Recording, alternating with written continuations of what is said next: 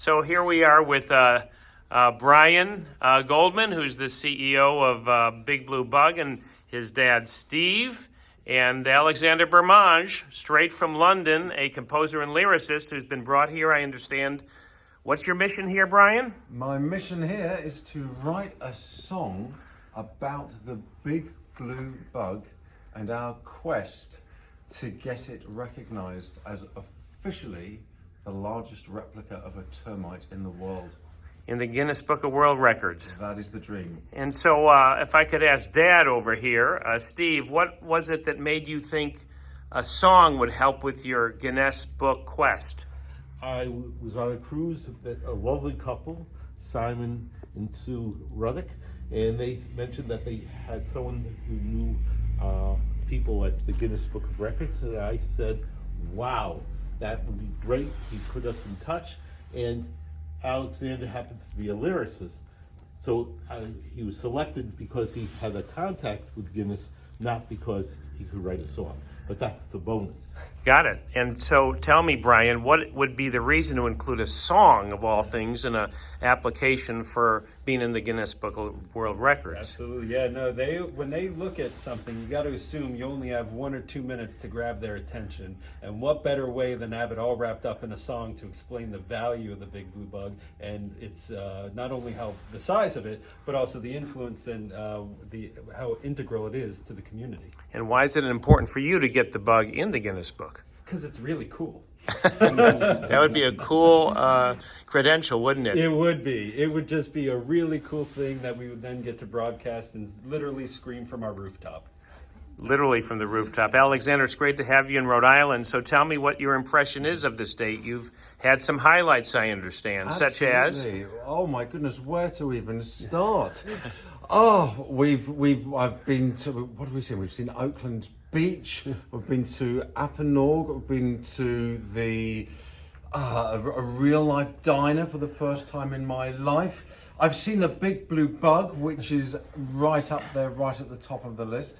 I've had this wonderful tour guide and his lovely wife who've been showing me everything there is to see. There she is. Eating many of the local delicacies and specialities. I hear you were to Iggy's Doughboys, is that right? That Chowder is and correct. Doughboys? Well, I'm vegetarian, so I didn't get to partake of the chowder, but the Doughboys I absolutely demolished and loved them. Amazing. Did you also, I hear a rumor you had an awful? I did, and it Wow. lived up to its name of being awful big and awful nice. Wow, you're really getting the local lore down. Absolutely. He also got, at Iggy's, he got Adele's frozen You had Adele's frozen Absolutely. lemonade. Yeah. We could get absolutely. all the highlights of Rhode Island. I feel like an honorary Rhode Islander. Wow, that's Next amazing. up, coffee milk from Wright's Dairy Farm coming this afternoon. Wow, you're getting this. You're gonna lose your accent and get a Rhode Island accent at this point. I'm going to put on a lot of weight as well. Now, as I mentioned to you earlier, it is true that Rhode Island was the first colony to renounce the crown. Is that at all a problem for you? Oh, no, I'm very open-minded. Everyone has their own opinions about the crown, and I think at the moment they've got, our dear royal family have got kind of bigger problems to deal with than the knowledge that Rhode Island was supposed to. So all is forgiven?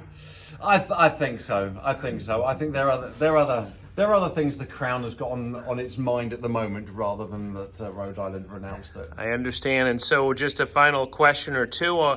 From what I was told, you seem to be especially suitable for this job because among your many musicals that you've written as a composer and a lyricist, one of them I think is called For the Record, which is actually about quirky world record breakers. Is that right? I think that is the principal reason why I am standing here today, and that one of my musicals, For the Record, is all about quirky world record breakers. Such as? Such as the person that, the woman with the lowest voice, or the man with the highest voice, or the person with the longest beard, or the longest hair, or the highest mohawk.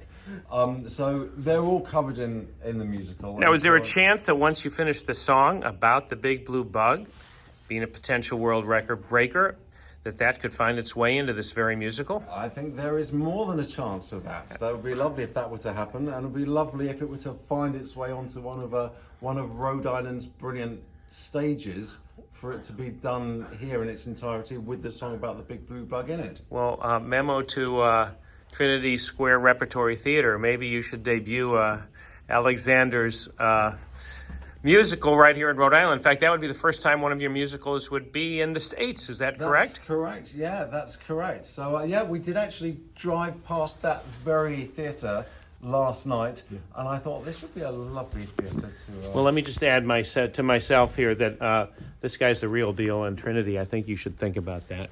Well, it's great to have met you. And what are the odds? Are you going to get the bug in the Guinness book? We're going to give it our best shot. All right. Well, wishing the best to all of you. Great to meet you. Let's go get a photo of the bug right now, okay? Sounds good. All right.